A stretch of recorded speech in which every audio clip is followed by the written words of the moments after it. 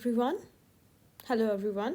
आज हम बात करेंगे राइट टू इंफॉर्मेशन एक्ट के हिस्टोरिकल बैकग्राउंड के बारे में कि एग्जैक्टली इसका बैकग्राउंड कहाँ है, कहाँ से आया है, क्या रीज़न था, ये सब के बारे में। तो हम स्टार्ट करते हैं। फर्स्ट जो पैराग्राफ आपको नोट्स दिख रहे होंगे क्लियरली, उसमें फर्स्ट पैराग्राफ में जो the right to information gain power when universal declaration of human rights was adopted 1948, providing everyone the right to seek, receive information and ideas through any media and regardless of frontier। जो right to information जो act है, उसने जो power gain की है वो की है from the UDHR, universal declaration of human rights, जो कि 1948 में बना था, जो बात करता है कि हर इंसान, every person have the right कि वो इंफॉर्मेशन ले सकता है, रिसीव कर सकता है, और आईडी थ्रू मीडिया के and through the government institutions के भी, और गवर्नमेंट से भी मांग सकता है रिगार्डिंग सर्टेन राइट। उनके पास प्रॉपर राइट्स है कि उन्हें इंफॉर्मेशन प्रोवाइड की जाए टाइमली, एंड इवन अगर नहीं की जाती तो उनसे मांग भी सकता है थ्रू आईटीआई के। इसके बाद आता है the international convent of civil and political rights 1966 state करता है that everyone shall have the right to freedom of expression, the freedom to seek and impart information and ideas of all kind.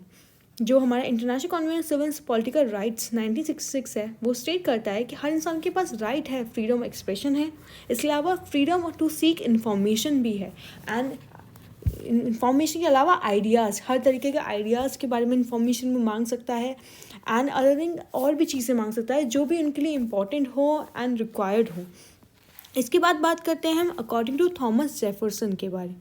उन्होंने क्या कहा है, information is the currency of democracy. According to him information जो है वो currency है democracy की, and critical to the emergence and development of a vibrant civil society. And ये इम्पॉर्टेंट है डेवलपमेंट, एक अच्छी वाइब्रेंट सिविल सोसाइटी के डेवलपमेंट के लिए। However, with the view to set out the practical regime for the citizens to secure information as a matter of right, the Indian Parliament enacted the Right to Information Act 2005। अगर हम इसकी बात करें कि citizen को, कि उनके पास जो इंडियन सिटीजन्स हैं या फिर जो भी सिटीजन्स हैं, उनके पास एक प्रॉपर मैटर ऑफ राइट है कि वो इन्फॉर्मेशन मांग सकते हैं। इस बात को ध्यान में रखते हुए द इंडियन पार्लियामेंट ने, हमारी जो पार्लियामेंट है, उन्होंने इनेक्ट किया the right to information act 2005। इसके बाद आता है the genesis of RTI law, जो स्टार्ट हुआ है वो 1986 में हुआ है। तो एक जजमेंट, सुप्रीम कोर्ट का जजमेंट था mister Kulwar versus Jaipur municipal corporation का। इन केस में डायरेक्टेड किया गया था that freedom of speech and expression, जो कि प्रोवाइड किया है under article 19 of the Indian constitution, clearly implies करता है right to information, as without information the freedom of speech and expression can not be fully utilize by the city. जो हमारा article 19 है वो क्लियरली ये इस बात को इम्प्लाई करता है that the right to information है, विदाउट, अगर हम उन्हें इन्फॉर्मेशन प्रोवाइड नहीं की जा रही है सिटीजन्स को, it means the freedom of speech and expression वो कहीं ना कहीं वॉयलेट हो रहा है एंड फुली यूटिलाइज नहीं किया जा रहा है बाय द इंडियन सिटीजन्स के, अगर उन्हें टाइमली इन्फॉर्मेशन प्रोवाइड नहीं की जा रही है।